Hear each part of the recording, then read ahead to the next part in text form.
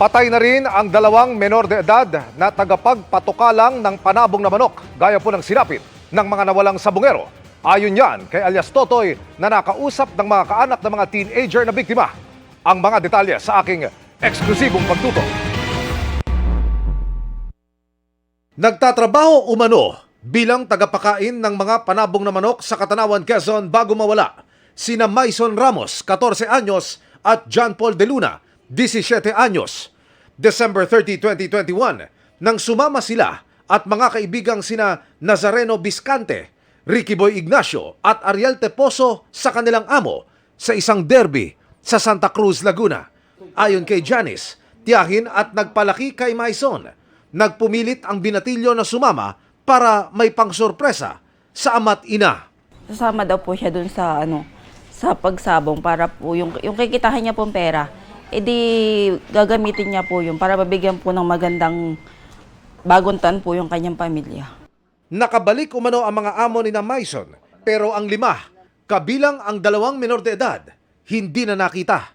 Kabilang sila sa 34 na binansagang mga missing sabungero. Yung sasakyan po ay hindi na po bumalik. Tapos po ay may nag-report po sa amin na natagpuan po yung sasakyan dun sa Taguig. Nakausap sa telepono ng pamilya ni Maison si alias Totoy, isa sa mga akusado sa kaso ng pagkawala ng ilang sabungero sa Manila Arena at San Pablo, Laguna. Kabilang anya ang sinapit ni na Maison sa mga inire-report sa kanya ng mga kasabwat. Santa Cruz, Laguna sila nawala. Ano kaya gano'n na rin ba ang pangyayari sila sa kanila? Lahat walang nakaligtas. Ako na magsabi sa inyo, pasensya na, pero lahat walang nakaligtas. Masakit man tanggapin, mainam na ayon sa pamilya ni Maison na nalaman ito para makagawa ng hakbang lalo't meron ng maaaring tumestigo. Sa amin po ay sobrang laking tulong po, sir. Napakasaya po namin at kahit paano po sa pakikipaglaban po namin ay nagkaroon na po ng magandang linaw. Sana po ay bigyan po ng hustisya kaming mahihirap.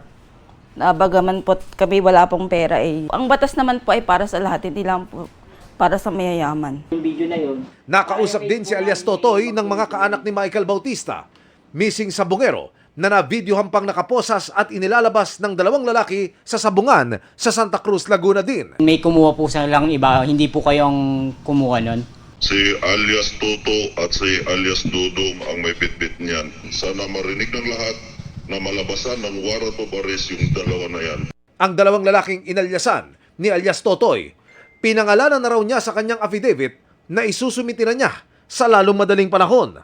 Kasama raw sila sa mga sasampakan ng kaso kaugnay ng pagkawala ni Bautista at 3 pang kasama nang magderby sila sa Laguna noong April 2021 na sina Domingo Carable, Jason Amoroto at Erlindo Tahup. Ang pasasalamat po namin sa iyo, abot langit na po. Kasi ito lang po talaga hinihintay namin na magkaroon ng isang tao na makonsensya. Na-dismiss man yung kaso namin, pero sa pagkakataong to, nabigyan na po siya ng linaw. 4 na taon na ang lumipas, naglakong parang bula, wala na isa sa kanila ang natagpuan. 3 pulis ang kinasuhan sa pagkawala ni Lasco. Nasa korte pa rin ang kaso kaugnay ng pagkawala ng 6 na sabungero. Ayon kay alias Totoy, desidido siyang panindigan ang kanyang mga pahayag. Tapos na raw ang kanyang affidavit. Handa raw niya itong panumpaan at isumiti sa mga otoridad sa lalong madaling panahon.